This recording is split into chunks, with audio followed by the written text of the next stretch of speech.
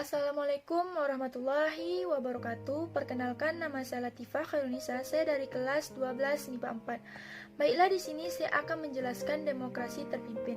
Sebelum kita mengetahui demokrasi terpimpin, kita harus mengetahui apa sih konsep demokrasi terpimpin.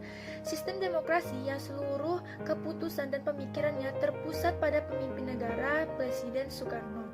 Pertama kali dicetuskan dalam pembukaan Sidang Konstituante 10 November 1956. Menurut ketetapan MPRS nomor 8 atau MPRS 1965, yakni kerakyatan yang dipimpin oleh hikmat kebijaksanaan dalam permusyawaratan atau perwakilan yang berintikan musyawarah untuk mufakat secara gotong royong di antara semua kekuatan nasional yang progresif revolusioner dengan berporoskan pada Nasakom.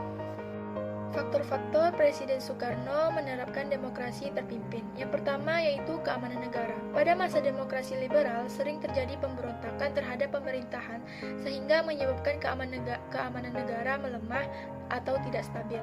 Yang kedua yaitu politik. Sering terjadi pergantian kabinet menyebabkan keadaan politik tidak stabil serta kegagalan konstituante dalam menyusun undang-undang dasar dan menyebabkan adanya usulan dari Presiden Soekarno untuk mengembalikan Undang-Undang Dasar 1945 sebagai Undang-Undang Dasar Negara Republik Indonesia. Yang ketiga yaitu ekonomi. Gagalnya kegiatan ekonomi dan tidak berjalan dengan baik. Nah, menuju demokrasi terpimpin itu ada 3. Yang pertama yaitu usulan Soekarno kembali ke Undang-Undang Dasar 1945. Nah, yang kedua yaitu pemungutan suara 30 Mei, 1 dan 2 Juni 1959 tidak mencapai 2 atau per 3 berdasarkan UUDS 1950. Yang ketiga yaitu keluarnya Dekret Presiden 5 Juli 1959 yang isinya sebagai berikut. Nah, yang pertama yaitu memperlakukan kembali Undang-Undang Dasar 1945, tidak berlakunya UUDS 1950. Nah, yang kedua yaitu dibubarkannya Konstituante. Nah, yang ketiga yaitu pembentukan MPRS dan DPAS. Yang selanjutnya yaitu perkembangan politik pada masa demokrasi terpimpin. Yang pertama yaitu Soekarno sebagai sentral kekuatan politik dan pemerintahan. Yang kedua, Soekarno sebagai pemimpin besar revolusi. Yang ketiga yaitu militer dalam politik dan pemerintahan TNI atau AD. Yang keempat yaitu sepertiga kabinet kerja berasal dari militer. Dan yang kelima yaitu pembentukan Komando Mandala 1961 atau Misi Pembebasan Irian Barat. Nah, di sini saya akan menjelaskan perkembangan politik dalam negeri. Melalui manifesto politiknya, revolusi Indonesia belum berakhir. Indonesia harus berdikari atau berdiri di atas kaki sendiri. Soekarno mengeluarkan berbagai kebijakan untuk mewujudkan manifesto politiknya. Yang pertama yaitu membentuk DPR GR. Yang kedua yaitu membentuk MPRS dan DPAS. Terus yang ketiga yaitu membentuk Front Nasional. Dan yang keempat yaitu menetapkan manifesto politiknya sebagai GBHN.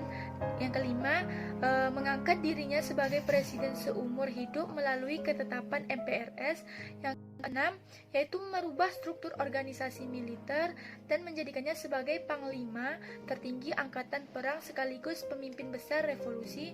Dan yang terakhir yaitu memasyarakatkan ajaran Nasakom selain dari Pancasila. Tadi ada perkembangan politik dalam negeri. Nah, selanjutnya ada perkembangan politik luar negeri, yaitu dampak perang dingin antara ES versus US. Pelaksanaan politik luar negeri ini bebas aktif KAA pada tahun 1955 dan GNB 1961. Masalahnya yaitu kepentingan Indonesia atas Papua dan konflik dengan Malaysia. Nah, kebijakan politik yang diambil Soekarno yang pertama yaitu politik mercusuar atau mengangkat martabat Indonesia di mata internasional melalui pembangunan mega proyek tuan rumah Asian Games keempat tahun 1962.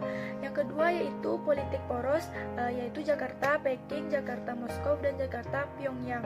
Nah, yang ketiga yaitu mendeklarasikan berdirinya NEVO atau Neo Emerging Force sebagai kekuatan anti kolonialisme dan imperialisme. Nah, yang keempat yaitu melakukan konfrontasi dengan Malaysia pada tahun 1963 sampai 1964. Terus yang kelima yaitu keluar dari keanggotaan PBB pada tahun 1965 setelah Malaysia diterima sebagai anggota DK tidak tetap PBB. Terjadilah perkembangan politik mencapai klimaks, yaitu menjelang pada tahun 1965 persaingan TNI Angkatan Darat versus PKI semakin panas.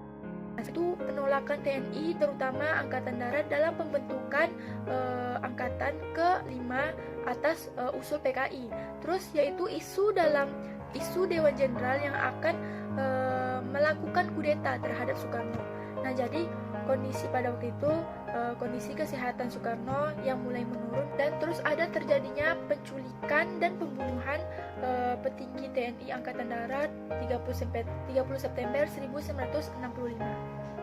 Nah, itu dia penjelasan mengenai demokrasi terpimpin. Jika ada kata-kata yang salah, saya mohon maaf. Wabillahi taufiq wal hidayah. Wassalamualaikum warahmatullahi wabarakatuh.